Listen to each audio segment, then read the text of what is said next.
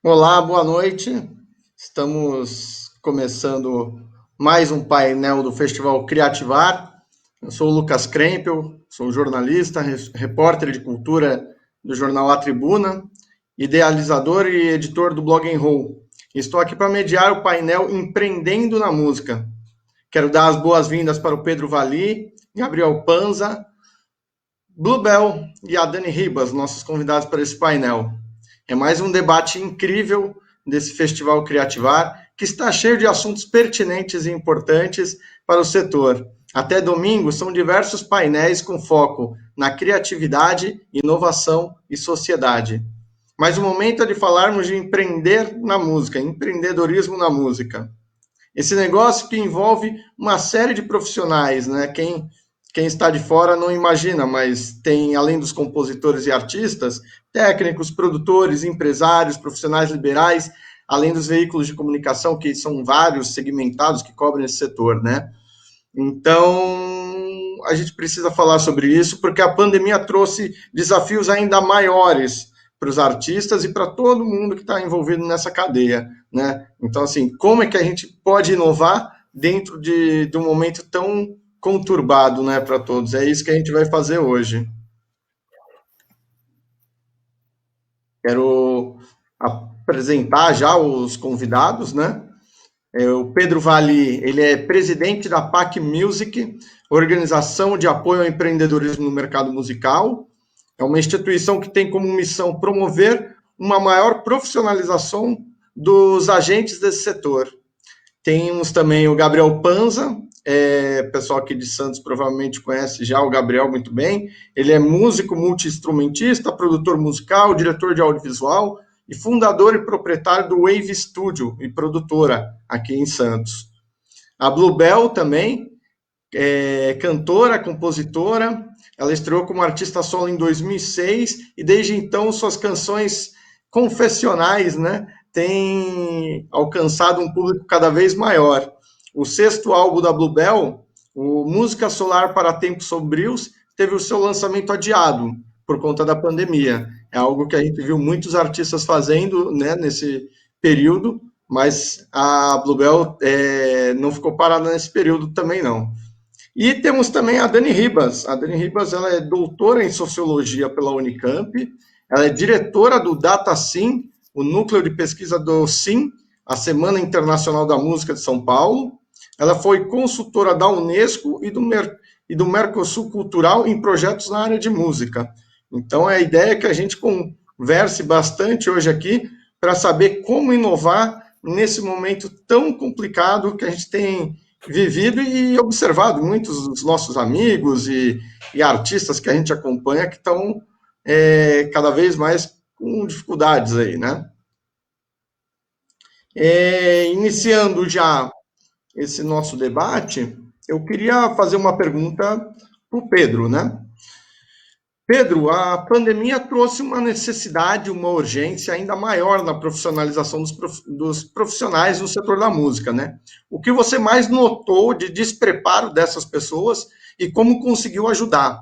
Porque a gente sabe que na hora que começou a pandemia, muitos artistas ficaram sem saber o que fazer, como seguir com os seus lançamentos, o que fazer sem shows, e assim, qual foi a principal dificuldade que você notou neles e como você conseguiu ajudar? Lucas, não só para os artistas, mas também a cadeia inteira da música, né? É, Uhum. Quando a gente pensa no mercado da música, a gente pensa na ponta sempre, né? O artista que está fazendo show, que está ali no palco, mas a gente esquece que também, para acontecer aquele show, o artista teve que comprar um instrumento em alguma loja que foi afetada pela epidemia e fechou, que um monte de vendedor também, ele teve que ser mandado embora por conta disso. Ele teve que contar com uma equipe de direção técnica também para acontecer aquele espetáculo, né? E aquilo ser viável. A pessoa que aluga palco, né? Então, o ecossistema da música ele é bem complexo, né? Muitos artistas que viviam praticamente com uma fonte de receita que era o mercado ao vivo foram os que mais foram afetados, né? Hoje a gente ainda está com essa deficiência, porque o brasileiro em si, né, ele ainda tem muita dificuldade de acesso à internet. Muita gente não tem nem energia elétrica em casa, quem dera internet, né? Então, a live, que foi o recurso que alguns artistas tomaram para fazer algum tipo de receita, né? Nem de longe conseguiu suprir as necessidades de alguns artistas, até artistas grandes, né? Outro dia eu estava vendo uma notícia que o Bruno Marrone estava pedindo auxílio para contratação de advogado gratuito, sabe?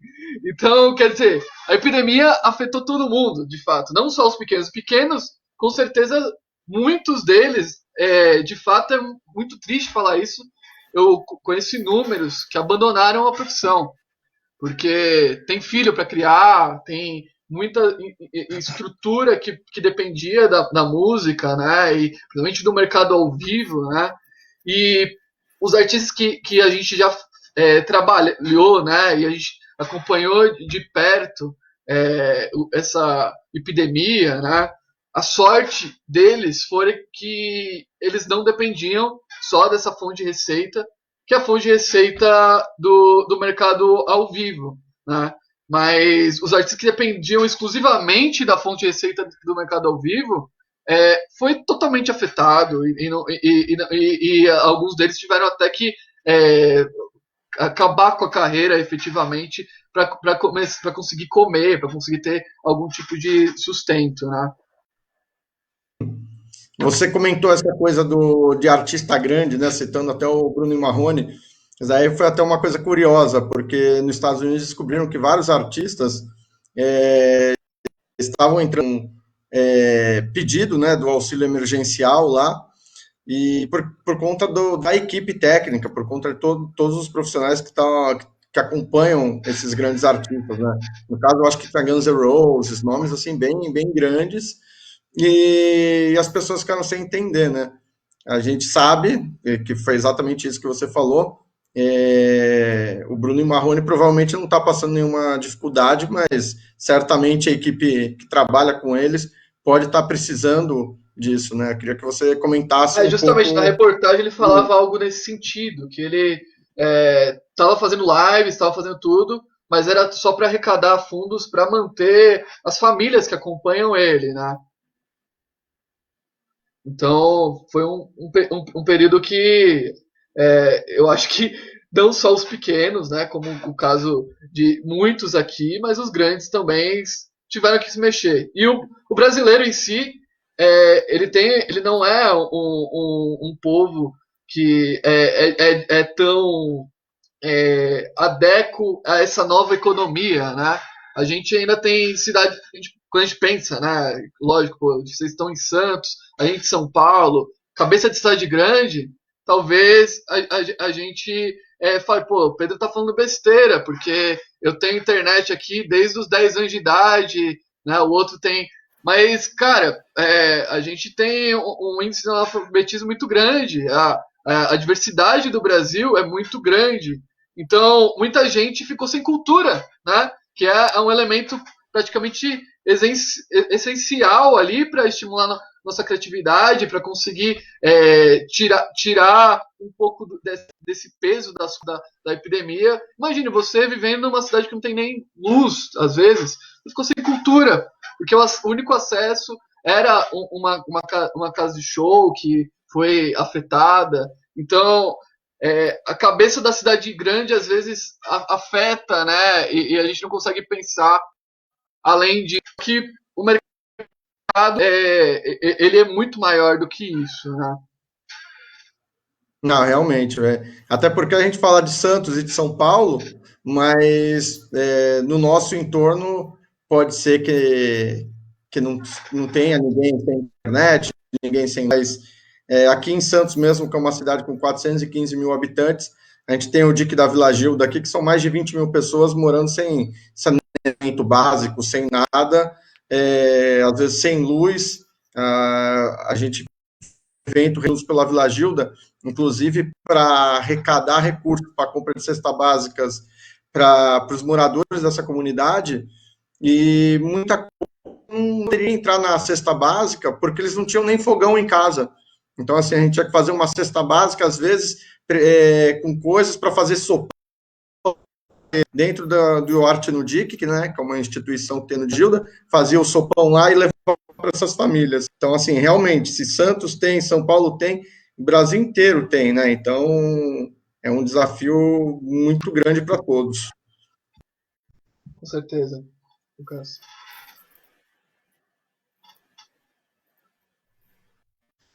Vou fazer agora para o Gabriel. Eu vou seguir a ordem aqui, tá? Do reloginho, apesar que o reloginho já está errado, né? Teria que ser a Dani depois, mas eu dou um jeitinho aqui. Então, uma pergunta agora para o Gabriel. Gabriel, os estúdios, eles têm enfrentado muita dificuldade nessa pandemia também, né? Eu sei que a gente vai usar bastante esse termo dificuldade, alguns sinônimos, por conta que realmente é isso que a gente observa no primeiro momento, né? E assim, por conta das restrições e do próprio medo de alguns artistas, né? Porque agora muitos lugares já flexibilizaram, então o artista ele pode ir para o estúdio, mas muitos deles têm medo.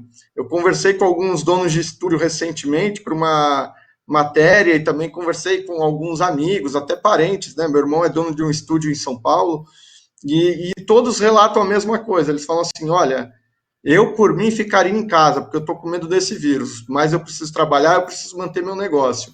Então, eu quero dar um jeito de fazer isso da forma mais segura. Todos foram lá, falaram que seguiram todas as regras para fazer tudo direitinho, tornar a ida do artista para o estúdio o mais seguro possível. Mas eu queria saber, assim, você, o que você tem feito para atrair essas pessoas e também garantir que elas se sintam seguras no estúdio, porque eu imagino que você também esteja com a mesma dificuldade no sentido de trazer essas pessoas para o estúdio, mas também falar assim, ó, pode vir para o meu estúdio que tudo que a gente tem que fazer para garantir a segurança de vocês, a gente já fez, e quais, emendando a pergunta, né, e quais medidas que você tem adotado, você tem observado que as bandas, os artistas, eles têm procurado o estúdio mais para fazer lives, ou eles estão ensaiando visando um show num futuro, ou estão indo só para gravar material? O que você mais observa nesse momento? Legal, Lucas. Antes de mais nada, dar uma boa noite para todo mundo que está aqui. Eu fiquei muito feliz com o convite de poder participar de um festival dessa magnitude, ao lado de pessoas de extrema importância para a música, como esses convidados que hoje fazem parte aqui. Lucas, eu acho assim, acho que existem os dois lados, cara. Tem uma questão também que envolve um pouco da cultura do músico, um pouco da questão da educação das pessoas. Às vezes a gente faz toda uma adaptação, faz todo um trabalho voltado à segurança, à higiene, e às vezes o músico mesmo vem e não está muito preocupado com isso, porque dá a impressão, às vezes, de que a pandemia acabou em alguns lugares, e não é bem por aí. A gente sabe que estúdios compartilham alguns equipamentos. Microfone, por exemplo, é uma questão muito delicada de se trabalhar, a gente higieniza o máximo possível, mas a gente se adaptou da melhor maneira possível, né, com a forma mais, eu diria, mais segura para receber essas pessoas. Mas eu não minto você que eu abri mão de receber ensaios, por exemplo, porque são pessoas que compartilham um espaço pequeno dentro de uma sala pequena com ar-condicionado, e nem sempre eles respeitam o uso da máscara, nem sempre eles respeitam, né, o espaço, né, o distanciamento social, e a gente também não tem como ficar o tempo todo fazendo a manutenção disso, chamando a atenção dessas pessoas que têm que ter por si só já um ponto de bom senso para poder continuar o processo, né? Aqui no estúdio, a gente se adaptou muito a esse lance da pandemia, trabalhando de forma remota com os artistas também, pegando as músicas, trabalhando pré-produções. Eu tenho uma facilidade por ser multi-instrumentista, eu recebo só o vocalista para gravar, às vezes, a música, eu já gravei os instrumentos, já mandei para ele, já foi. Então, a gente fez um processo, a gente se adaptou, né? É uma reinvenção, é um novo hábito, uma nova forma de conduzir uma produção, de fazer uma música acontecer de alguma forma. E mesmo assim, mesmo na pandemia, a gente teve alguns clipes que nós fizemos aqui no estúdio, inclusive do Desert Rock que está rolando agora, e com todo o protocolo, né, de forma correta, todos de máscara, mantendo takes isolados, distanciamento. Então, essas questões, cara, a gente teve que se adaptar e se reinventar para poder atender, mas ao mesmo tempo manter o cliente seguro e se manter seguro, que também acho que é o ponto em que a gente se choca, né? A gente não sabe o que é certo, parece, a gente não tem mais noção do que é correto.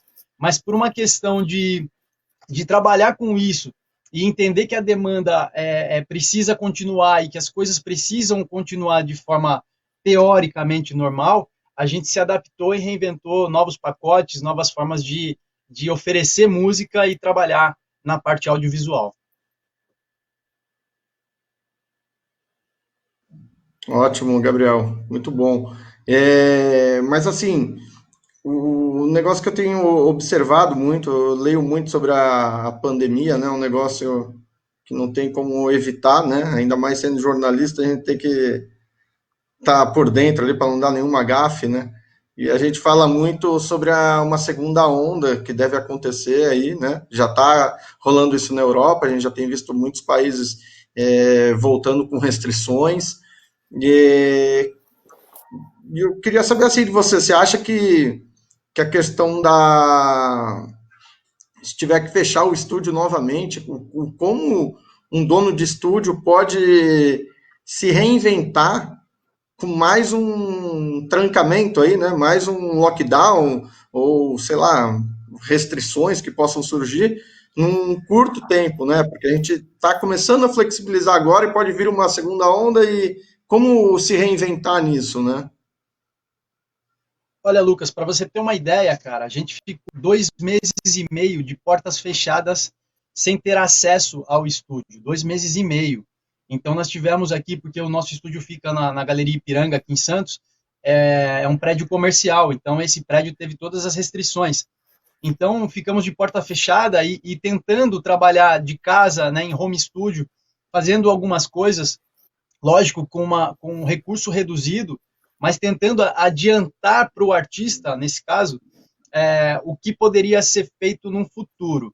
Mas eu penso assim, se isso viesse a ocorrer de novo, eu acho que hoje não pegaria a gente tão desprevenido. Eu acho que a gente já consegue ter uma experiência já desse primeiro susto que a gente levou e dessa experiência fazer adiantar algumas coisas em tempo real, né? Por exemplo, eu posso gravar as bases aqui e levar e mandar a galera para gravar remotamente. Hoje em dia, muitas pessoas têm acesso a uma placa de áudio, tal. Isso até é um ponto legal de falar. Até o Pedro estava citando o lance das lives. As lives, por outro lado, igualaram muito os artistas grandes com os pequenos. Isso democratizou o mundo artístico de uma forma a que todos tivessem o acesso. É lógico que o investimento, o patrocínio faz toda a diferença, mas equilibrou um mercado que tinha um contraste gigante entre quem mais investia e quem mais trabalhava, teoricamente, para fazer seu som circular. Então, acho que isso faz com que hoje a gente tenha algumas possibilidades de trabalhar e se reinventar com mais, eu diria, com mais experiência, mais facilidade, mas não diria que estamos preparados. Eu espero que a gente esteja preparado, mas que isso não ocorra, né? Não ocorra. Uhum. Mas a gente tem que se manter seguro antes de mais nada e se vier a acontecer, estamos aí para o que for preciso para fazer a música circular e estar nos fones de ouvido da galera aí. Perfeito, com certeza. Ó, antes de passar para a Dani, a pergunta para a Dani, queria lembrar o pessoal que está assistindo essa live que pode mandar suas perguntas. A gente vai ter um espaço para vocês também. Então, se vocês estão com alguma dúvida, se vocês querem perguntar alguma coisa específica para algum dos convidados, por favor, mande a pergunta. A gente está aqui para ler também suas perguntas, tá bom? Dani, você desenvolve um trabalho impecável no SIM, né, a Semana Internacional da Música. É um evento referência no setor, já quem é profissional de música, não importa artista, técnico, qual, ele já tem o SIM como uma referência, né? mas imagino que, assim como todos os grandes eventos musicais que a gente tem, não só no Brasil, mas no mundo, vocês também estão enfrentando desafios, né, com essa pandemia. Queria que você me falasse, assim, qual foi a grande mudança no caso da Semana Internacional da Música e os principais desafios, assim, para não deixar o evento morrer, por exemplo, passar 2020 em branco. Qual foi o grande desafio?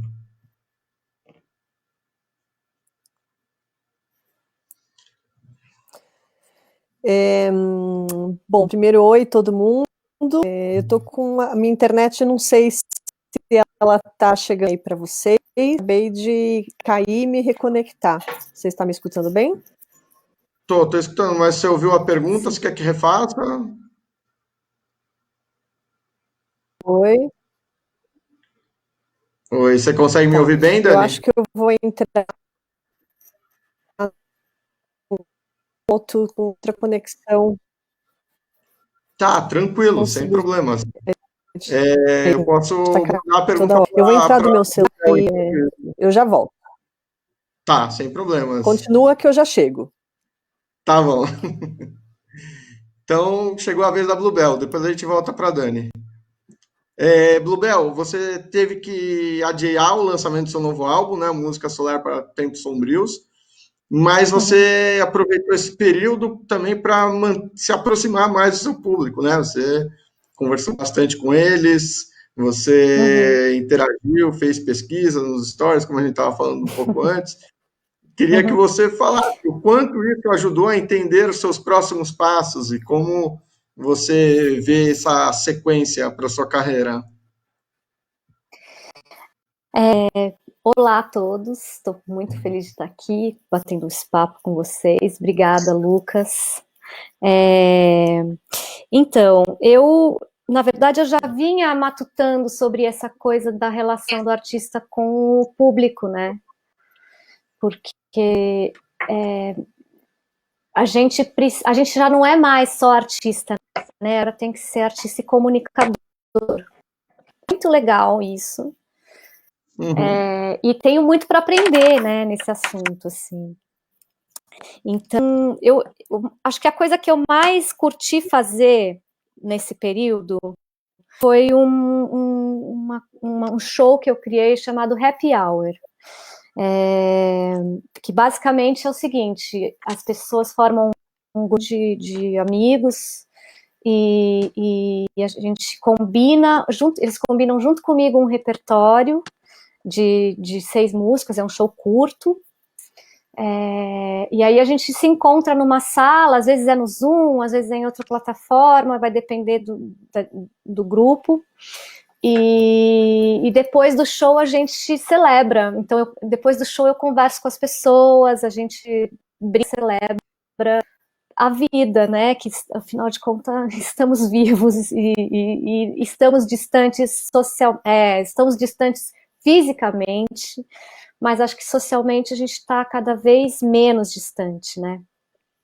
Uhum. Eu gosto mais de falar de distanciamento físico do que distanciamento social, porque socialmente a gente não está distante, né? Então, o Happy Hour está sendo muito legal, porque eu descobri que os meus são parecidos, são gente muito parecida comigo, e está sendo muito delicioso trocar figurinha com eles, sabe? Então, está sendo um baita aprendizado. Legal. E assim, Bluebell, a gente também, no começo da pandemia, a gente viu muitos artistas fazendo lives. Começou com uma coisa mais caseira, né? Era o violão e voz. Depois começaram algumas lives já com músico, cada um em sua casa, e depois sincava o som para mandar. Os objetivos também, no começo, sempre uma coisa mais social, de arrecadar recursos para a compra de cestas básicas, depois para ajudar as próprias equipes técnicas. Só que a gente sabe que assim, para um músico de pequeno, médio porte, se você prosseguir com essa pandemia, prosseguir por mais tempo, com muitas restrições, a gente vai ter que ver outras formas de arrecadar, né? Então, assim, não sei se te Sim. agrada ou você já pensou nisso, mas as lives pagas, se é algo que você pensa, que já é algo que é muito usado nos Estados Unidos, mas agora no Brasil a gente também tem visto muitos artistas optando por isso, e também os shows de drive-in, né? Isso daí não é o. Eu, particularmente, não curto muito, acho muito chato você ver um show de dentro de um carro, mas a gente entende também Uhum. da importância, porque assim, a partir do momento que você está pagando para assistir um show de dentro do seu carro, você está, de uma certa forma, financiando a pessoa que trabalha nesse setor, né? Então, assim, para o cara que Sim. precisa montar o palco, prepara teu som, o próprio artista, né? Então, queria que você falasse sobre essas duas possibilidades e qual delas mais te agrada, né? Eu acho que as lives, eu acho que sempre agora, quando a gente fazer uma performance, a gente precisa colocar dar uma opção, né, para as pessoas fazerem doação, né? Eu tenho uma aula de dança que eu andei fazendo, o cara de nova, isso que é o mais legal também dessa nova era, que eu acho que não vai ser só na pandemia, ele vai poder se conectar com o mundo inteiro, né? E isso é muito interessante. E aí eu estava fazendo uma aula de dança com um cara lá de Nova York, e ele colocou uma coisa para doação, que era assim: doações são apreciadas, não esperadas. Olha que bonito, que simpático. Eu tô aqui, não é, pode ficar, não tem problema se você tiver dinheiro, se você não quiser dar, mas é apreciado. Então tem jeitos e jeitos de você pedir, né? E eu acho que tem que dar opção para o público cada vez mais de doação para o público entender que aquele artista precisa comer, precisa pagar aluguel, né? Então acho isso muito importante, assim. A coisa dos drive-ins, eu acho meio esquisito, porque eu não tenho carro, então nem vou poder ir ver um show no drive-in.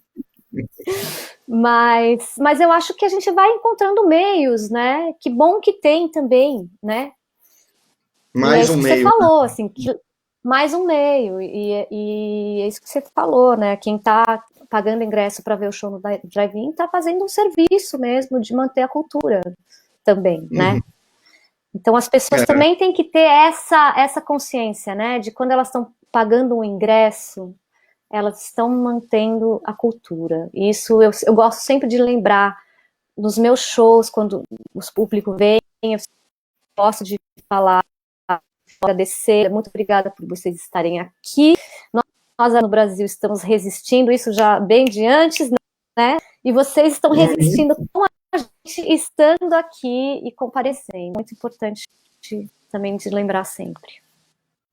Sim, e das lives pagas, né, que você comentou que tem alguns artistas que deixam até em aberto ali para doar, se puder e tal. Ainda tem a questão do quase igual a gente vê muito em campanha de financiamento coletivo, né? E que as pessoas fazem assim, se você pagar R$ 50 nesse show, um exemplo, né? Você pagar R$ 50, você pode escolher uma música no repertório e sei lá, ter o seu nome num agradecimento durante o show. Se você pagar X, você vai ter isso. Você vai dando recompensas para o público, né? Então eu também observei isso com frequência, assim, alguns artistas fazendo isso, dando recompensas para garantir uma experiência ainda melhor para a pessoa, né? Porque já que ela não está ali no tete a tete, né, com o artista, no lugar fechado, né, ela pelo menos tem essas recompensas e acaba sendo bom para os dois lados, né?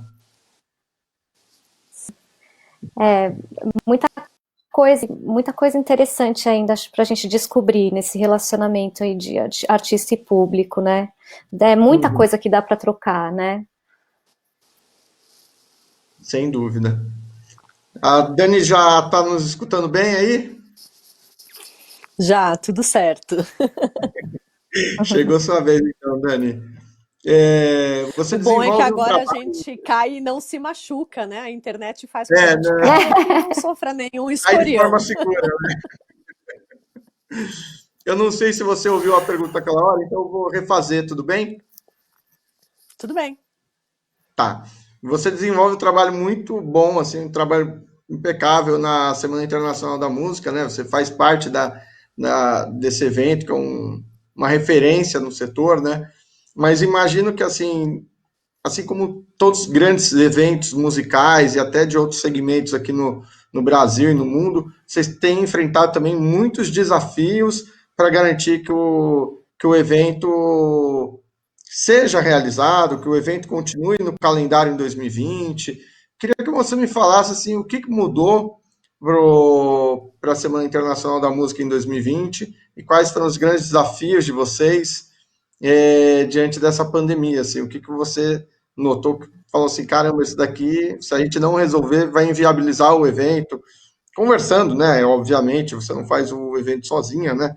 Então, com a sua equipe, assim, o que vocês notaram que era um grande desafio, assim, para essa temporada? Tá. Bom, primeiro acho que vale falar que assim São Paulo tem uma direção geral, que é a Fabiana Batistella, e eu faço Uhum, parte só do Conselho Consultivo, que é um grupo que hoje é bastante grande de consultores externos, né? Ele começou esse grupo de consultores em 2015, que foi o meu primeiro ano, com um grupo de, se eu não me engano, uhum, 5 pessoas, 5, 8 pessoas. E hoje nós somos em 40 consultores nacionais e mais 40 internacionais. É uma equipe de 80 pessoas de consultoria, né? Mas eu não faço uhum, parte da equipe de produção efetivamente do evento. Nunca fiz parte e continuo só no conselho consultivo. E uhum, mais recentemente, desde 2018, aí sim eu comecei a fazer parte. Na verdade, a gente criou o núcleo de pesquisa da SIM, que é o DataSIM, que eu conduzo. uhum. Então, só para esclarecer que eu sou a diretora do evento. Sim, Mas isso sim. dá esse conselho consultivo, ele sempre orientou a programação, né, tanto artística da Sim São Paulo quanto a de conferências, que eu acho a programação de conferências tão importante quanto a programação artística, porque se a gente fala, né, de empreendedorismo na música e de qualificação do mercado, onde é que a gente busca as referências, né? Acho que os eventos são Uhum, justamente cumprem essa função de qualificação e de networking, enfim. Mas esse contexto da pandemia, o que trouxe para a gente? Primeiro que é a parte que me diz respeito mais diretamente, a gente já estava observando a pandemia chegando, né? Então, em março, quando todo mundo falou, nossa, agora vem lockdown, né? O estado de São Paulo decretou lockdown dia 20 de março. E eu sei bem essa data porque a nossa pesquisa já estava na rua pronta, né, para perguntar o impacto da pandemia no mercado musical no dia 17 de março. Então, a gente, por fazer parte de uma rede grande de eventos, o ano passado, por exemplo, eu viajei a 17 conferências de música, isso dá mais de uma por mês. Então, eu estava muito em contato com tudo que estava acontecendo no mundo. Então, a gente já uhum, sabia que ia chegar. Então, a gente, no dia 17 de março, já estava com a pesquisa pronta para colocar na rua. E a gente apresentou os resultados finais dessa pesquisa no dia 27 de março. Ou seja, em 10 dias, a gente colocou a pesquisa na rua, consultamos quase 1.500 empresas de música do setor e sistematizamos os resultados de 536 empresas relataram os impactos na música. Então, primeiro que a gente terá o cronograma de pesquisa para dar conta de um evento, né, catastrófico em nível mundial que não estava nos nossos planos no ano passado, por exemplo. Né? A gente viu chegar, a gente conseguiu dar uma resposta a tempo, mas foi o primeiro impacto que eu pessoalmente senti. Um segundo impacto, e que eu acho que agora já dá para eu falar melhor, porque até o momento eu não estava falando tanto, porque a gente ainda estava vendo, né, quais eram as experiências, principalmente da Europa, né, que passou o verão europeu de julho ali, ainda com um impacto bastante forte, então a gente estava esperando ver como que o mercado se comportava lá, para depois a gente trazer as soluções para cá. Então, eu acho que a principal mudança na programação da Sim São Paulo é que ela era uma semana concentrada, né, em 5 dias de uhum, programação, shows, palestras, enfim, e numa experiência viram não faz sentido você ter uma experiência tão concentrada em poucos dias, porque as pessoas não vão ficar o tempo inteiro na frente do computador. Elas já ficam para outros motivos diversos, né? Quem aqui não passou já 8 horas do dia na frente da tela, ou pelo Zoom, ou pelo Meets, enfim. Então não faz sentido concentrar tudo. Então esse ano, assim, em São Paulo acontece espalhada pelo mês de novembro. Então a gente até antecipou um pouco, ela costuma acontecer na primeira semana de dezembro, então a gente antecipou para novembro e deu a participação, a programação de conferências. E no showcases é interessante porque sempre aconteciam, né, as bandas todas vinham para o Brasil, tanto as bandas aqui do Brasil quanto as de fora, vinham para São Paulo para tocar ao vivo. E agora a gente está pedindo para que vai ter showcase que vai ser feito do lugar de origem, a pessoa não precisa vir para São Paulo para transmitir o showcase. E é interessante porque, por exemplo, o pessoal da Austrália, que sempre participa, tem uma questão de fuso horário muito interessante, então para o show aqui tem que ser de dia lá, né? Então são questões que a gente nunca teve de lidar, e é interessante lidar. Agora, eu acho que a principal mudança que afeta não só o que me diz respeito, né, ali no DataSim e no evento como um todo, mas diz respeito a todo mundo que vive o mercado musical, não importa qual é a sua posição no mercado, é a relação com o público. É isso que a Bluebell falou no finalzinho da fala dela. Eu acho que toda essa nova dinâmica da hiperdigitalização que já vinha acontecendo e que foi super acelerada com a pandemia, exige que a gente pense muito na relação com o público, tanto do evento com o seu público, quanto do artista com o seu público, quanto o profissional da música, né, que vive da qualificação profissional, também ter novas formas de relacionamento com o seu público. Então, eu acho que isso é uma para todos. A gente viu aí pesquisas não, relatórios, principalmente do Spotify, da Deezer, matérias de jornal, falando da alterar os hábitos de consumo do consumidor, né? No finalzinho da pesquisa lá do impacto da Covid, mais do que trazer números para o mercado, a gente trouxe também alguns insights qualitativos sobre essas mudanças. E um desses insights foi justamente que eu falava isso muito lá no começo da pandemia, que o uso pessoal do tempo das pessoas vai ser completamente reconfigurado, né? Vai ter gente que vai pela primeira vez na vida se permitir um ócio criativo, né? Vai ter gente que vai aproveitar para ser mais produtivo, né? E aí a gente já vai encaminhando aí para o tema do empirismo. Então, na verdade, eu imaginava, e isso depois se confirmou, que o uso do tempo pessoal foi reconfigurado. Então a gente tem os relatórios do Spotify falando que as pessoas começaram a ouvir menos música, depois retomou, que o tipo de música que as pessoas ouviam também estava diferente, não era igual de sempre. E aí teve até um lance interessante, eu que sou especialista nessa análise de público, baseado em tendência, mas também em dados, os algoritmos parece que ficaram loucos no começo da pandemia, que continuaram recomendando para as pessoas na sexta-feira música de balada, e ninguém queria música de balada nas primeiras sextas-feiras, né? Então, eu acho que a alteração que a gente viveu, ela redimensiona uma série de coisas. E do ponto de vista do mercado, o que disto vai ficar, né? Eu acho que, por exemplo, lives, né? Não era os nossos acordos, por exemplo, para direitos autorais e monetização e umas de coisas que são bem complexas, né? Do que pode, o que não pode, autorizações, né? Para você fazer lives, enfim. A live, ela provavelmente nunca tinha sido usada dessa maneira.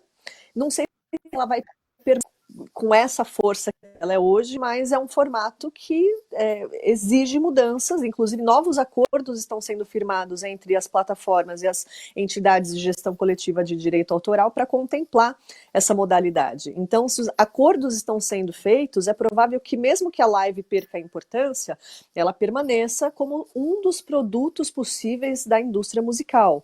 E isso acontece com um monte de coisa, né? Como quando a gente tem novos hábitos sendo colocados e e em função de uma situação que certamente a gente vai viver por muito tempo ainda, mesmo que a pandemia acabe, outras virão, né? A nossa relação com a natureza catastrófica, principalmente no Brasil hoje, mostra que a gente não sabe lidar com a natureza, e se a gente não sabe lidar, outras pandemias virão com certeza, porque ela surge de um desequilíbrio natural.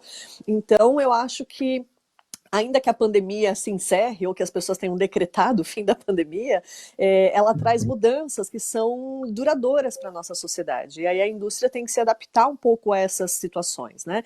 Então, mesmo que a gente volte a ter eventos presenciais, o fato de a gente ter se organizado para ser um evento digital vai fazer com que a gente tenha isso no horizonte. Os músicos que nunca fizeram lives e que agora fazem lives vão ter que se pensar no momento em que vai ter show, mas que ele também vai poder contar com a live como um recurso adicional. Então, acho que são essas as principais mudanças que eu vejo e que têm todas em comum a necessidade de, não importa o que você faz no mercado musical, você tem que pensar a relação com o seu público.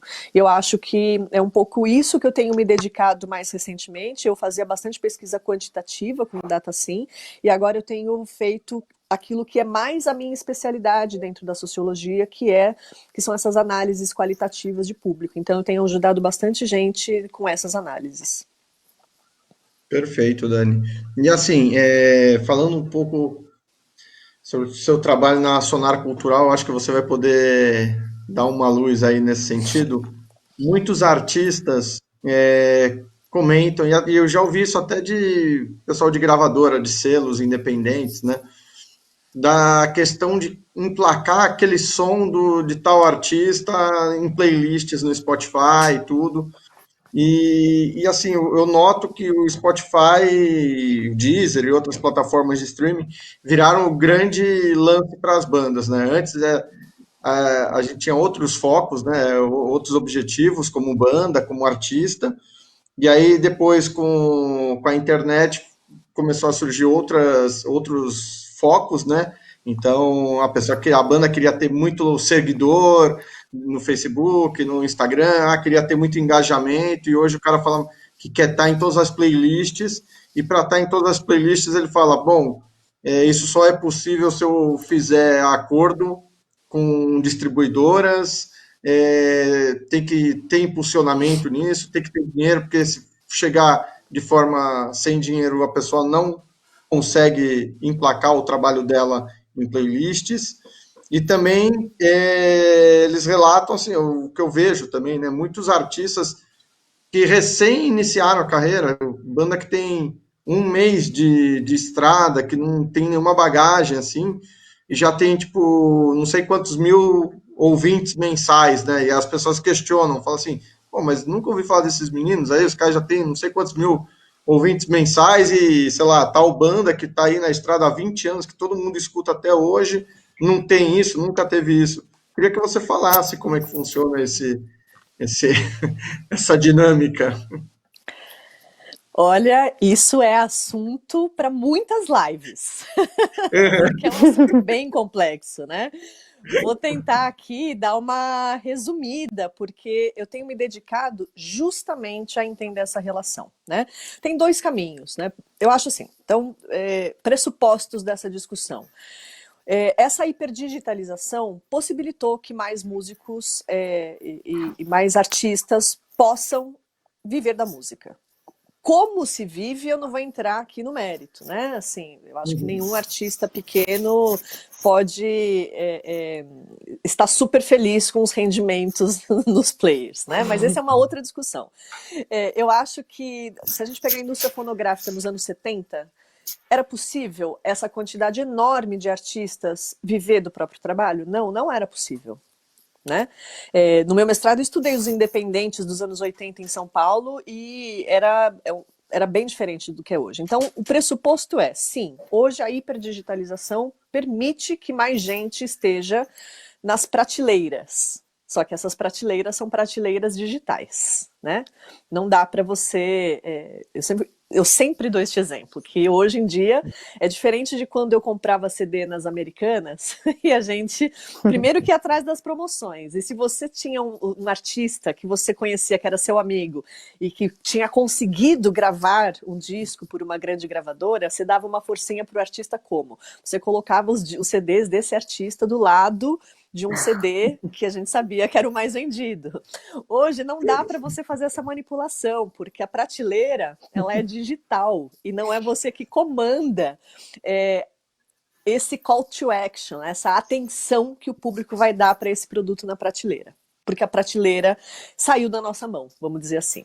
Mas, por outro lado, mais artistas podem colocar o seu disco lá na prateleira. Antes não era tão simples assim, né? Esse é um pressuposto. Só que isso tem muitas consequências para o mercado. Muitos músicos me procuram, e tá aqui a Bluebell mesmo, né?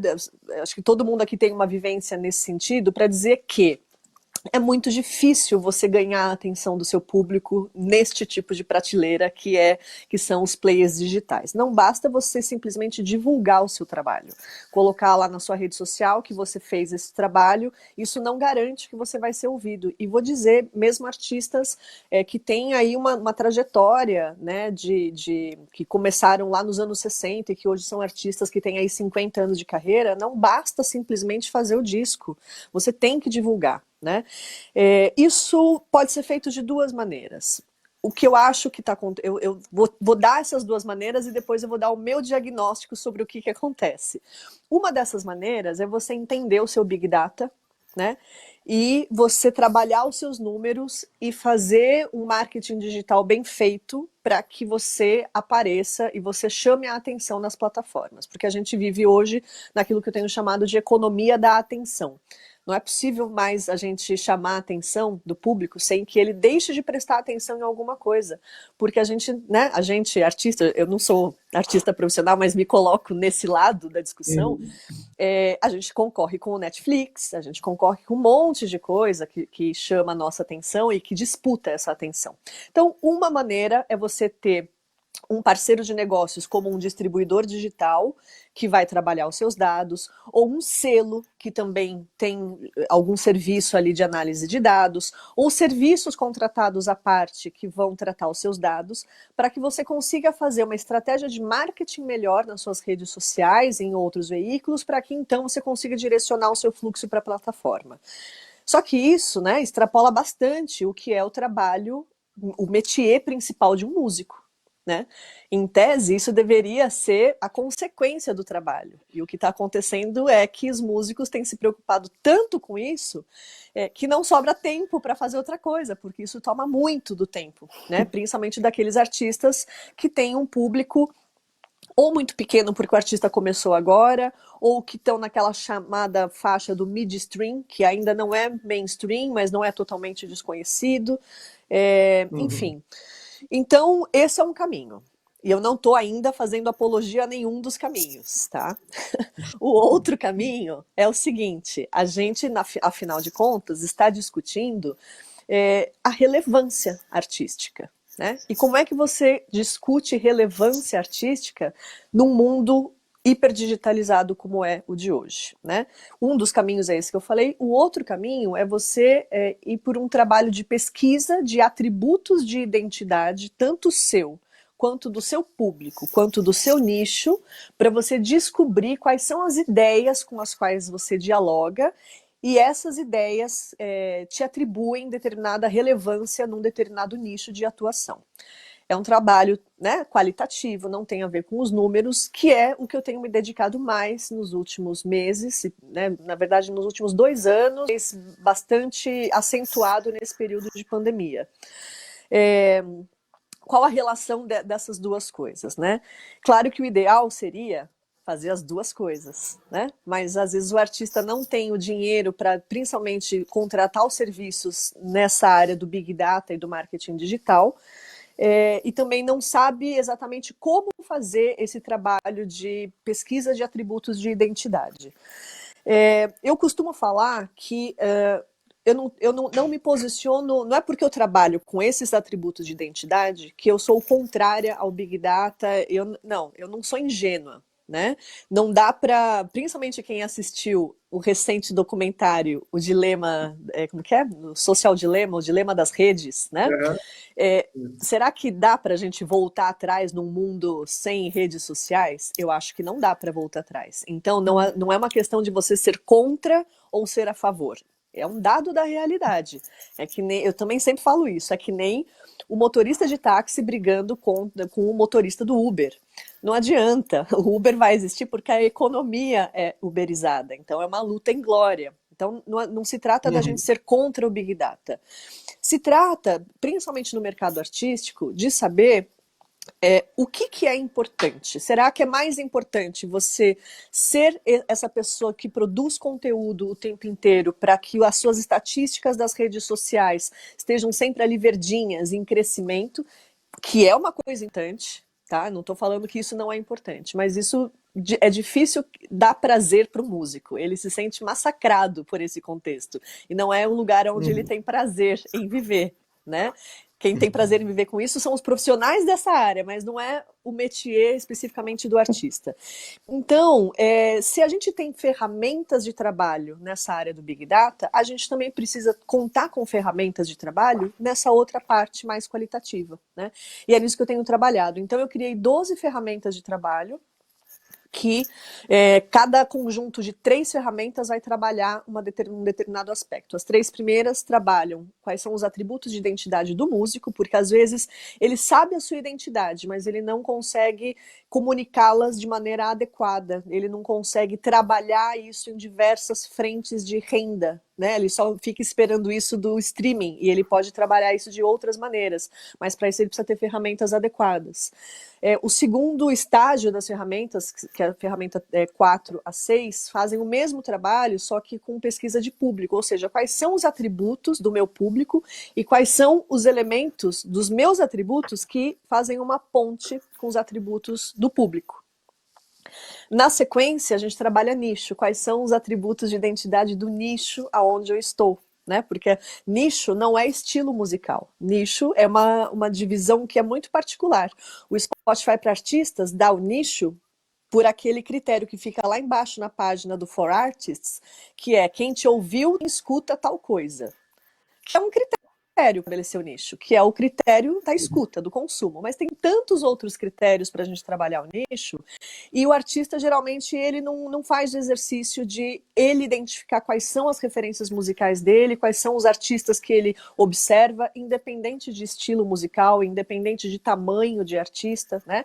Então essas 3 ferramentas estudam o nicho dessa perspectiva que não é do consumo musical, e aí as 3 últimas ferramentas a gente pega todo esse material e trabalha no reposicionamento artístico, e esse reposicionamento não tem a ver com, agora eu vou criar de maneira diferente. Não, eu não influencio no processo artístico de criação propriamente dito do artista, mas eu dou insumos para ele pensar o seguinte: bom, o que agora eu, dentro deste meu universo que é orgânico para mim mesmo, que é genuíno, que é autêntico, o que eu, dadas estas condições, o que eu tenho que trabalhar para ser relevante, né? E aí pensando para além do Big Data. Né? Então, esses atributos, eu tenho tido bons resultados com artistas que pensam justamente a relevância e a atenção do trabalho artístico, não através do Big Data, mas através dos próprios critérios artísticos. Esse é o meu trabalho na Sonar Cultural.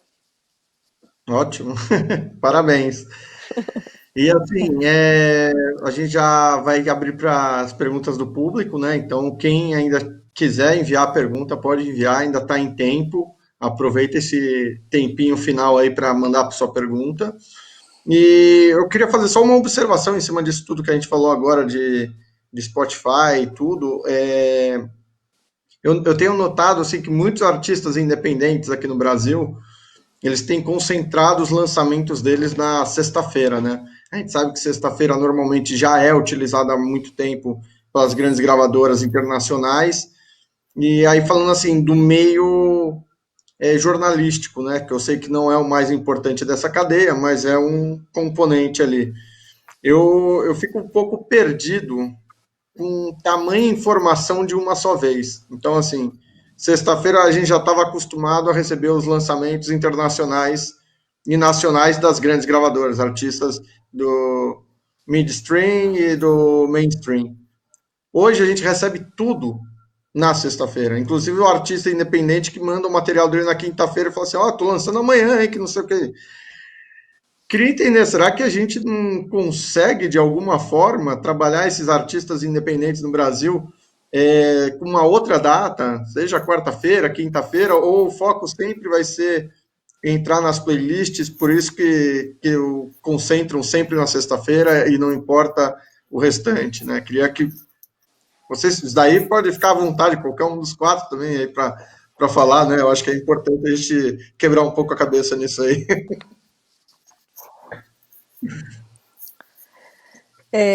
Eu acabei de falar um monte. Eu posso falar, mas acho que eu prefiro dar a oportunidade para outra pessoa falar. Pedro, Gabriel, eu acho legal Bel, isso. Isso. Eu acho legal isso que você falou, porque também a gente está vivendo essa fase de reinvenção da música. A gente está vivendo hoje o aluguel da música. Então a gente acaba dançando conforme a música. Muito do que nos foi falado como produtor e como artista, a gente acaba sendo tendencioso a usar certas fórmulas que teoricamente deram certo com algum projeto, com algum artista. Pelo menos eu tenho essa impressão com esse ponto da sexta-feira que você falou. Eu vejo todo mundo que vem me procurar falar, pô, vamos programar aquele lançamento para sexta-feira, sendo que hoje as redes sociais, por exemplo, elas eles entregam estatísticas para que você veja a audiência, a qualidade da audiência, para que você programe esses lançamentos. Então, eu acho que, pensando como a Dani, aliado a um bom marketing digital, os lançamentos não necessariamente poderiam, aliás, eles poderiam ser em outros dias estratégicos, conforme a demanda e o público pede. Né? E completando o que ela falou, hoje em dia a cozinha de uma banda boa não é mais um batera, um baixista e um guitarrista bom, não, é um batera, um baixista e um marqueteiro de primeira, né, cara? A galera depende muito dessa onda do marketing digital mesmo. Ô, Lucas, só completando aí, hoje é muito doido, né, cara, que a gente é impactado por 3.000 comunicações aí publicitárias diárias. Isso quer dizer, a gente fica igual uma barata tonta, meu. Você tá vendo um vídeo no YouTube, de repente vem outro, muito foda, deixa eu ver. E quando você vê, já é 2 horas da manhã, porra, meu dia não. Né? E assim, saber aproveitar bem esse terreno, né? É um dever de todos, né? E poucos conseguem efetivamente fazer usufruto disso, né? Porque a gente tem a questão de dados, a questão dados usados para o mal também e tal, mas, cara, dados também são usados para o bem, né? Hoje, por exemplo, se eu abro um feed de uma rede social, eu sei que aquela propaganda é feita para mim, cara. Antigamente eu andava na rua, um monte de outdoor, um monte de gente, ainda existia, sei lá, talvez muito menos do que 3.000 mensagens publicitárias por dia, né? Mas eu tinha coisas que era direcionar para todo mundo e cai naquela teia de aranha, né? Tipo, quem vem, né? E é o seguinte, cara, eu venho desenvolvendo alguns pensamentos, né, sobre isso. Uma delas faz parte de uma pesquisa acadêmica que eu tenho, né? E basicamente eu cheguei na conclusão, cara, que você tem duas formas ali para você conseguir estar realmente alavancando a atenção de uma forma que seja realmente atrativa e boa para o público, para a experiência dele, né, cara? Bom, primeira coisa, acho que o que a Dani falou tá. Putz, legal, Dani. Não sei como você consegue fazer tudo isso aí na semana, cara. Que eu sou pai aqui faz quase um ano, eu tô ficando doido, cara. É difícil demais. Mas tá. Não fugindo do assunto. Cara, a gente precisa saber exatamente o que a gente quer. Não adianta a gente dançar conforme a música e tá ali todo dia diferente. A gente precisa saber exatamente se é bom pra gente lançar na sexta-feira, se nossa audiência, como que é o dia a dia dessa pessoa, se ela vai pra academia na sexta-feira, se ela vai pra balada, se ela vai hoje em dia não dá pra ir pra balada, né? Mas ela, se ela vai pedir uma comida no iFood, sei lá. Saber toda a E se a jornada gente dela, fizer. né? Qual que é a jornada dela, né? E a gente tentar criar insumos para partilhar essa jornada é nosso papel aí como artista, como empreendedor, como mercado da música em si, não só o artista, né, mas a cadeia inteira. Então, é, as duas coisas que eu estava falando é o seguinte, cara, ou você cria os meios próprios ali, os canais próprios, para você ativar essa audiência e que realmente entregue valor de fato para essa audiência se engajar, essa comunidade ela, se engajar, ou você tenta entrar nesses meios já formados, né? Por exemplo, uma Assim São Paulo da vida, um programa de rádio, uma playlist, qualquer meio que já está formado, que já tem audiência acumulada, que sua audiência tá, mas é lógico. Aí você vai estar concorrendo com a vontade do outro, não só a sua, né? Então, existem cases que eu posso elencar em números, né? Mas eu gosto de sempre fazer o empreendedor, né? Pensar fora da caixa, cara, porque hoje você ficar tentando correr atrás de festival, correndo atrás de playlist, correndo atrás de tudo, talvez não seja isso o caminho, né? Você precisa pensar primeiro na jornada dessa pessoa e como que ela iria ser impactada. Então, por exemplo, por que o cara não cria um próprio festival online aqui, não cria uma feira dessa, sabe? Cria um programa de rádio, um podcast, começa a elencar a comunidade com base nos interesses aí do que você está buscando aí partilhar esse momento, que é a música, que é um dos tipos de conteúdo. Lógico que a música a gente tem um ganho muito expressivo, né? Eu até cheguei a ver a pergunta aqui que a Fernanda colocou, dessa coisa que a música tem, que é a fruição que ela proporciona, né? A gente consegue, de fato, sentir a música quase como uma vibração interior. Isso faz também fazer com que a música vire parte do seu DNA. Mas, de fato, assim, as pessoas só vão consumir aquilo que tem o propósito dela. Então você precisa criar essas comunidades ou participar dessas comunidades já existentes, tentar o seu network, tentar ativar de alguma maneira essas comunidades, né? Perfeito. Não sei se alguém mais quer acrescentar alguma coisa, a gente precisa abrir as perguntas para o público. Então, se alguém só quiser concluir aí, não sei se eu deixei alguém de fora, e aí a gente já vai para as perguntas, porque já está com o horário apertado. Queria dar só uma complementada no que o Pedro falou. Concordo muito, Pedro. Eu acho que por que a gente chegou nesse estado de coisas, né? Eu gosto sempre de pensar em como as coisas começaram a ser como elas são. A gente ficou nessa caixa de sempre ser de sexta-feira por conta das lógicas das playlists que são atualizadas, né, nas sextas-feiras e por conta de mecânicas de trabalho dos agregadores digitais que fazem o trabalho com os artistas que não são tão pequenos, mas que já contam com alguma assessoria de imprensa, marketing ou selos, enfim. E a gente acabou entrando nesse fluxo imposto pelo ritmo das playlists e pelas distribuidoras. O trabalho que eu faço com os artistas, né, com quem eu tenho consultoria, enfim, é o seguinte: o que faz sentido para você? Né? E aí a gente começa um diálogo com o público, porque o objetivo, afinal de contas, é fazer com que o público ouça música, não lançar todo mundo junto. Né? Então, essa pesquisa de atributos de identidade, ela acaba dando resultados em outras áreas. Você não vai ter só quais são os atributos de identidade do seu público. Você acaba entendendo qual é a lógica que está presidindo o comportamento do público. Então, você começa a ter insumos para você começar a pensar em estratégias que não são as estratégias correntes, como todo mundo na sexta-feira. E só para concluir, eu acho essa coisa do pensar fora da caixa, ela por um lado nos motiva a ser diferente, mas por outro lado ela é uma maldição, né? porque esse estado de coisas que a gente está nesse momento faz com que todo mundo tenha que ser empreendedor de si mesmo.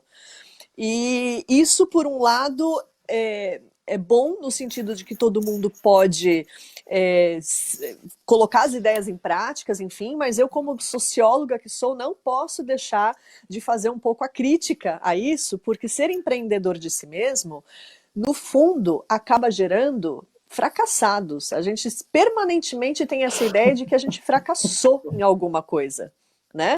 Então, sempre usar com moderação, porque se a gente pensa só que a gente tem que ser empreendedor de si mesmo e estar o tempo todo postando e fazendo mil coisas, e pensar fora da caixa, isso e aquilo, a gente acaba qualquer coisa que fuja um pouco da nossa expectativa, e essas expectativas sempre são irreais, a gente se sente muito frustrado, né? Então, tem um livrinho muito bom de um filósofo coreano, radicado na Alemanha, que se chama Byung-Chul Han, que ele fala da sociedade do cansaço. Enquanto a sociedade industrial gerava loucos em manicômios pela sua negatividade, não pode fazer isso, você tem que ter a disciplina do trabalhador e não sei o quê, essa sociedade da tem capitalismo de plataforma, enfim, faz com que todo mundo tenha que ser de si mesmo, a palavra trabalho foi substituída por projeto, né? E acaba gerando essa ideia de fracasso generalizado. Então, tomar cuidado, porque ninguém é fracassado, tá? Perfeito. Gente, já tem algumas perguntas aqui, então vou passar para vocês. Tem uma, inclusive, que é para todos. Então, quem se sentir mais à vontade para responder. Vocês visualizam novos de música pode proporcionar também outros modos de fruição, chegando a atingir outros públicos, como as pessoas que não iam a shows e podem passar agora a assistir lives? Ou é o mesmo público de antes que se chega nesses meios? Alguém mais à vontade aí para responder? Que faz sentido isso. Acho que vai mudando, né? E vai mudando a localização, porque é isso, agora a gente pode falar com gente do mundo inteiro, né? Tá valendo internacional, valendo 1, 2 e já, né? Então, isso é muito, muito bacana, né? Então, acho que alguém tem alguma coisa para complementar? Alguém quer Eu queria completar? complementar, Bluebell. Então, a música, né, nos traz essa coisa da sinestesia, né, de fato, da gente às vezes ouvir uma música e já enxergar ela, já sentir o cheiro, já sentir o gosto da música, sabe?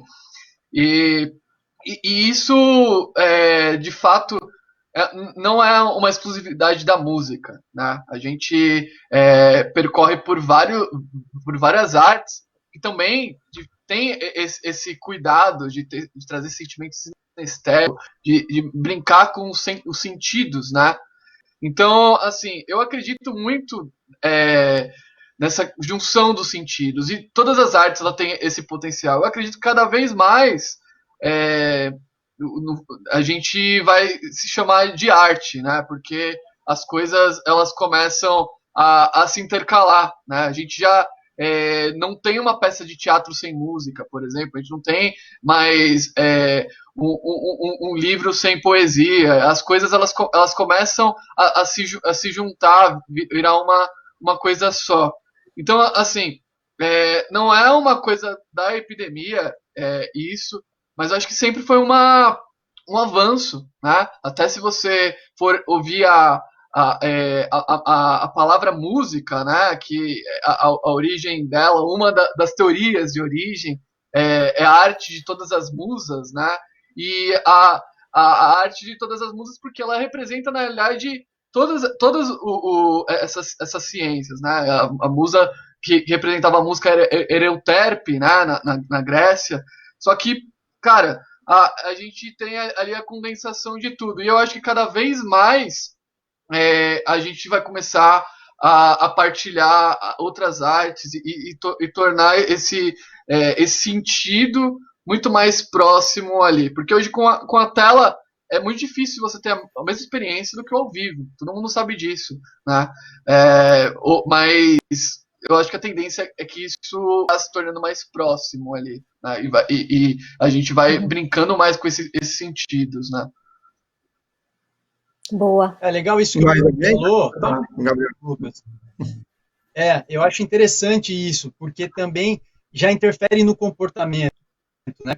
Quando você vê uma live, por exemplo, a interatividade, a pessoa quando é respondida a partir de um comentário, ela se sente importante. Então, mais cedo a gente estava falando com a Bluebell a respeito também do Instagram e tal. Quando você responde um fã, quando você responde uma pessoa que está na sua rede social por curtir o seu trabalho, ela tende a ter aquilo como algo extraordinário. Então, eu acho que as lives, por outro lado, conectaram as pessoas da mesma forma. E, ao mesmo tempo, prejudicaram em alguns pontos, porque as pessoas também não aproveitam sempre para o bem esse diálogo, né, artista e público. Às vezes começa a falar de política, a falar de futebol, e as pessoas que realmente têm comentários relevantes e pensamentos que poderiam ser levados adiante e respondidos, do lado. Mas essa interatividade eu acho que é um ponto muito positivo das lives nesse momento. Eu concordo com Perfeito. todos. Eu acho que cada um colocou um ponto diferente. Talvez a única coisa que eu tenha que acrescentar é o seguinte: a pandemia fez com que eu prestasse mais atenção, e acho que essa é uma tendência, de que as coisas não são ou brancas ou pretas, né? Eu acho que a gente tem essa tendência de falar, não, antes da pandemia tinha pessoal que gosta de ir em show e o que não gosta de ir em show, essas coisas não se misturam. Eu acho que é uma coisa e outra ao mesmo tempo. E o fato da gente estar só fruindo música pela tela vai dar pra gente essa coisa de que vai ter gente que vai continuar vendo show e vai ver mais show, vai ter gente que via show e vai deixar show, vai ter gente que não via e vai passar a ver, quer dizer, as coisas tendem a se tornar mais complexas. E aí, voltando naquele primeiro ponto que eu coloquei, isso por quê? Porque houve um redimensionamento do uso do tempo pessoal.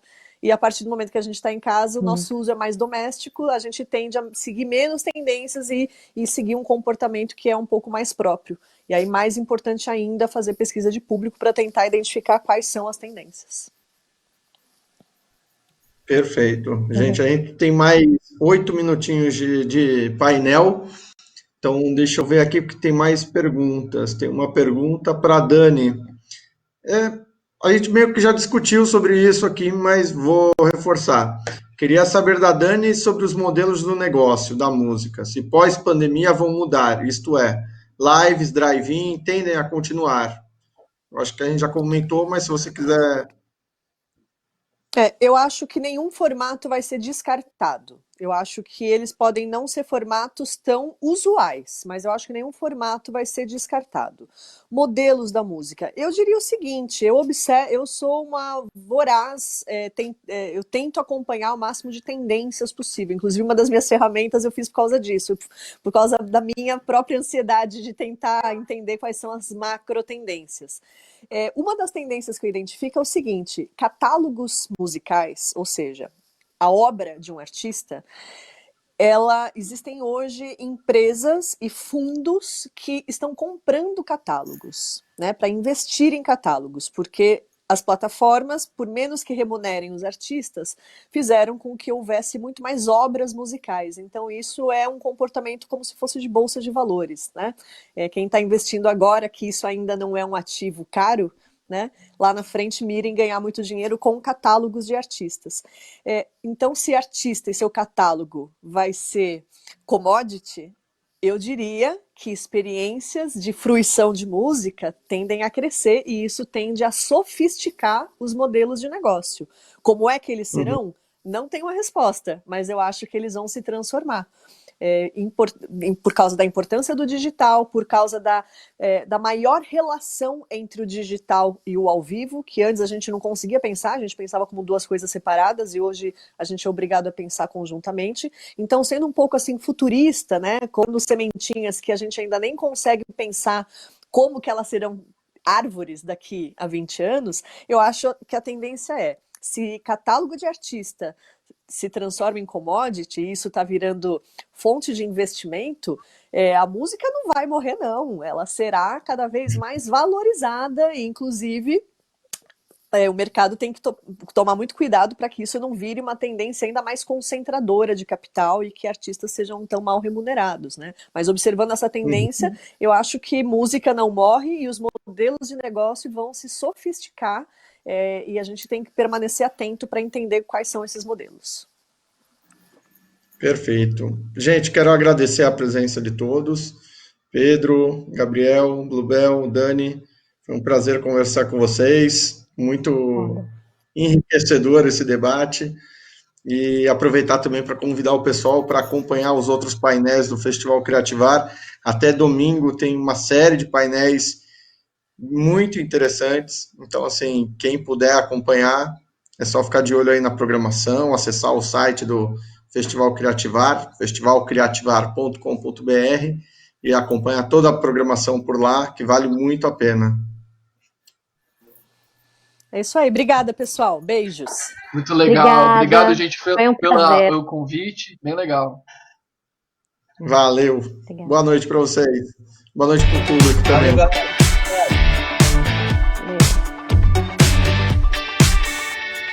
Tchau, pessoal. Tchau, Dani. Prazer. Tchau, querida. Prazer falar contigo assim, pela tela. Muito. Tchau, tchau. Muito.